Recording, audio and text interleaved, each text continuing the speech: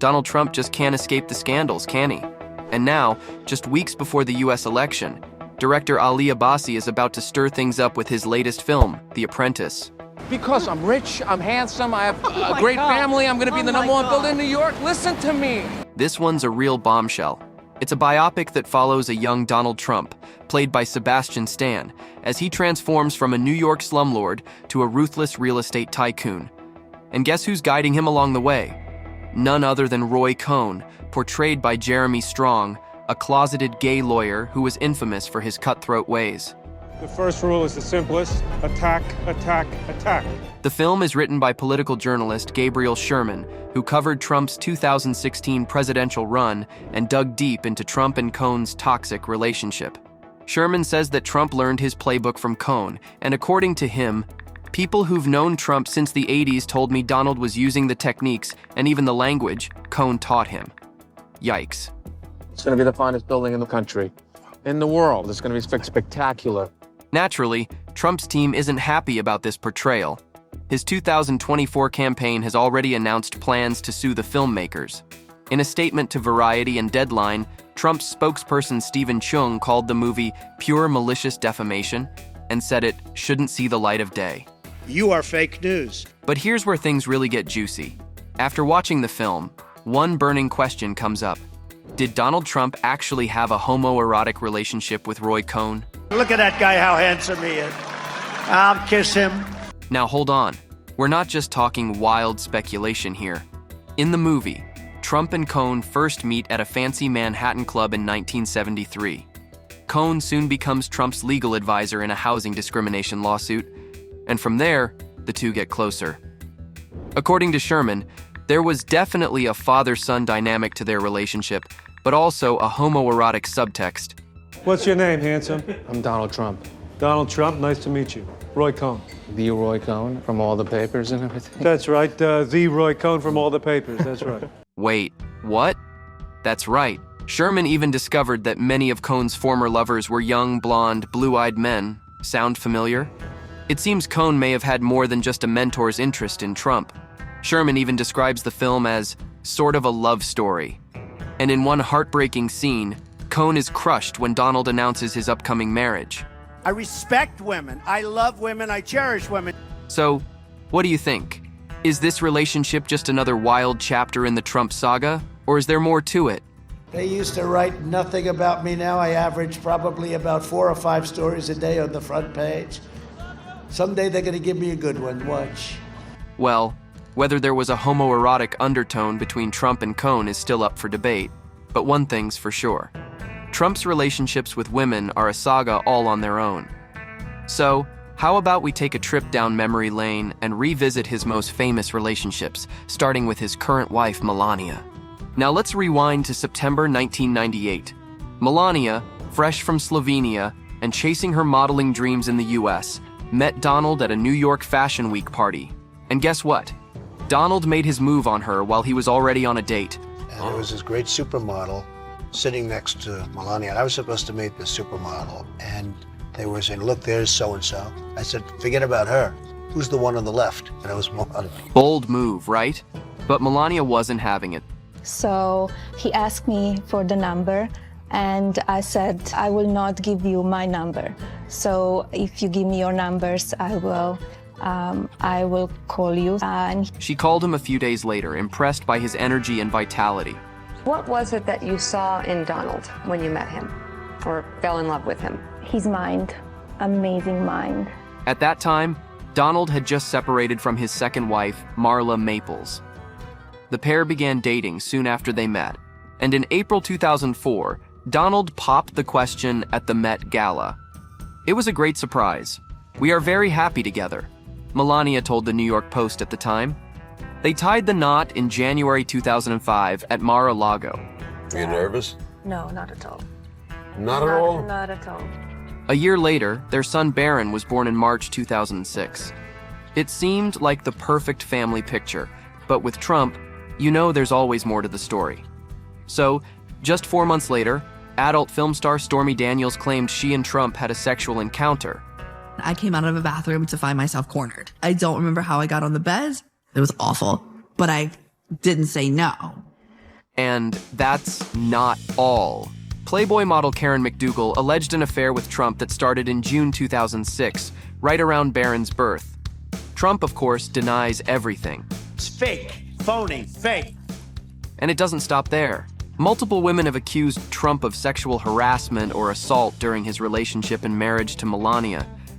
People's Natasha Stoynoff alleged that Trump pushed her against a wall and forced a kiss on her when she went to Mar-a-Lago to interview him and a very pregnant Melania in December 2005. Miss USA and Miss Universe contestants also reported harassment and assault by Trump in 2006. Trump has denied all these allegations. I have great respect for women. Nobody has more respect for women than I do. So for the record, you're saying you never did that? Things. No, I have not. Despite all this drama, Melania has stood by Trump's side. Through the 2016 presidential campaign, his 4 years in office, and the various investigations post-presidency, she's been there.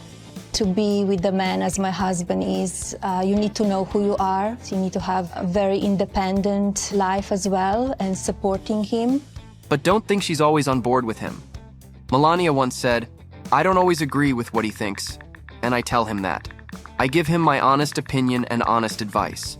I'm my own person, he's his own person, and I think that's very important. I don't want to change him, he doesn't want to change me. Interestingly, Melania seemed to vanish from public view whenever Trump's alleged affairs made headlines. In February 2018, she skipped the traditional walk across the White House's South Lawn to Marine One after the New Yorker's report on the McDougal affair. She also largely disappeared from public engagements with Trump after the Daniels news broke in January 2018. And a guy walked up on me and said to me, "Leave Trump alone, forget the story." And then he leaned around and looked at my daughter and said, "It's a beautiful little girl, it'd be a shame if something happened to her mom." And here's the kicker. Trump recently admitted that he and Melania barely speak anymore. He dropped this bombshell during a casual chat on Dr. Phil's primetime show, where he vented his frustrations about his 7-week-long trial.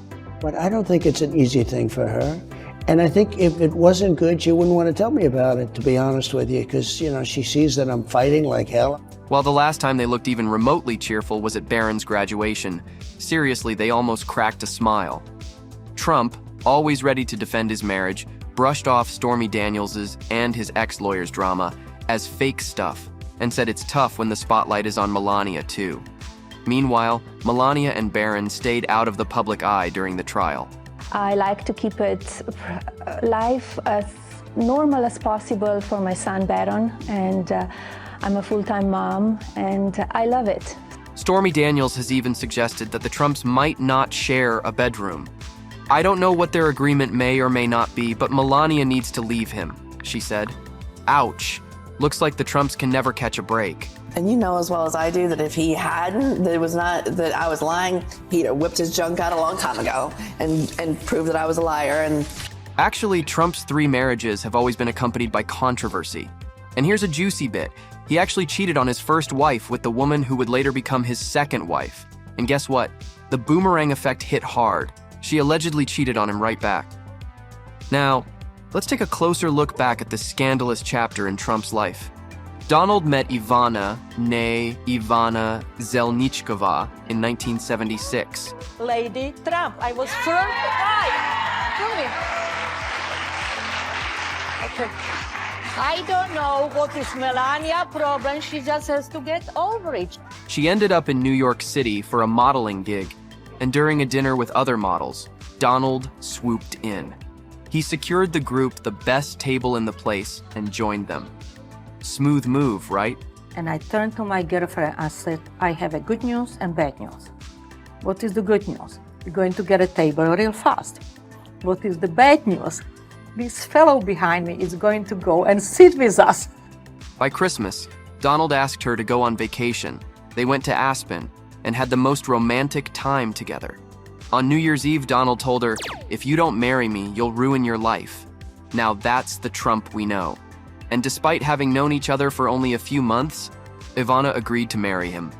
Donald always had a great head on his shoulder, and I saw the potential in it. They tied the knot on April 9th, 1977 in New York City. And during their honeymoon in Mexico, Ivana became pregnant with their first child. On December 31, 1977, their son Donald Jr. was born. The couple went on to welcome 2 more children, Ivanka in 1981 and Eric in 1984. A picture-perfect marriage, right? But wait. He did not know how to speak to them in the children way of thinking. So he was able to speak to them only when they came from university, when eventually he was able to speak business with them. Yeah. You know, but otherwise he really did not know how to handle the kids. Donald and Ivana weren't just partners in marriage, but also in business. And I was chief executive officer, and casino really did very well. It was the most profitable hotel casino in the United States. However, their seemingly perfect marriage hit the rocks in 1989 when Ivana discovered Donald's affair with model Marla Maples. Did you see warning signs? I really didn't. I really didn't. It all happened during the family's annual holiday trip to Aspen. Ivana ran into Maples outside a restaurant, with patrons and the rest of the family watching. Ivana wrote, "This young blonde woman approached me out of the blue and said, 'I'm Marla, and I love your husband. Do you?' I said, 'Get lost. I love my husband.' It was unladylike, but I was in shock." We were actually standing near the restaurant, getting ready to put skis on. And I was standing there like an idiot. And Marla and Ivana were here. And there wasn't shouting, but you could obviously see there was some friction. Turns out this affair had been going on for years.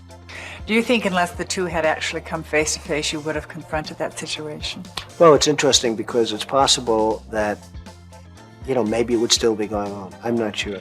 The affair made headlines, and in March 1990, Ivana officially filed for divorce, resigning from the Trump Organization a few months later. In my case, it was just so clear, and the trust was broken so badly that I knew that it was just no way it could be patched. Maples and Donald continued to date on and off, and in 1993, she became pregnant with their first child. Their daughter Tiffany was born on October 13, which Maples later called the greatest unplanned surprise of all. Despite Donald previously saying he had no plans to get married again, the couple decided to tie the knot shortly after Tiffany's birth, on December 20th, 1993. We really anticipated getting married and having a baby, not having a baby and getting married. So why didn't you marry her right away when you found out she was pregnant? Why did you Indecision. The pair remained married for 3 years before separating in May 1997. Maples later explained the split, saying that they differed on how they viewed the world and how they wanted to raise their child. So I think you always hope in a marriage that you can bring out the best in each other. But after many years, we realized we weren't. However, rumors swirl that the real cause was Maples cheating on Trump with his bodyguard, who was caught with her on a deserted beach. Probably not just having a late-night stroll. But Maples have always denied the affair, of course. But it's not all bad blood. Despite their rocky past, Donald and Marla managed to mend fences. In a 2013 Oprah interview, Marla revealed, "I still love Donald. I love Eric, Ivanka, and Donnie so much." They even managed to share an Easter celebration in April 2023. Who knew divorce could come with a side of friendly get-togethers? Well, he's the father of my child. I do not want to ever speak negative about it. But do we agree on everything? Absolutely not. We would be married if we still agreed on everything. But Ivana, who passed away in 2022, clearly wasn't ready to forgive and forget. I don't want to talk about her. She's a showgirl, never achieved anything in her life. In her 2017 memoir, Raising Trump, she didn't hold back, saying, "She actively participated in humiliating me in the media and indirectly put my kids at risk for months. I went through hell, and then I was expected to be okay with her being around my children?" Ivana's words reflected the deep hurt and betrayal she felt, a pain that her friends believe she never fully overcame. Well, who could blame Ivana? He's free at the moment, isn't he? He's single. Yes, he is. Would you not like to get back together with him? Nope. Really? Yes. Oh, you would like to get back? Nope. So, with all this scandal and drama, who do you think was the true love of Trump's life? Let's discuss in the comments.